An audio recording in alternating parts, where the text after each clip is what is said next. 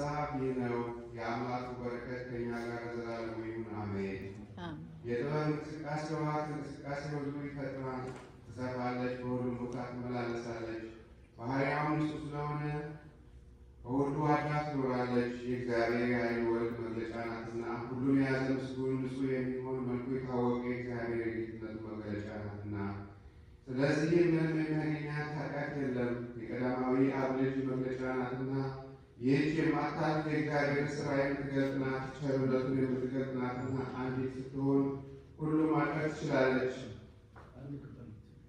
በቅድምና ሳለች ሁሉም ታድሳለች። ከአንዱ ትውልድ ወደ አንዱ ትውልድ ወርዳ በደጋግ ሰውነት ታድራለች። ከጥበብ ጋር ጸንቶ ከሚኖረው ሰው በስተቀር እግዚአብሔር የሚወደው የለምና መምህራኖችን የእግዚአብሔር ወዳጆች ታደርጋቸዋለች።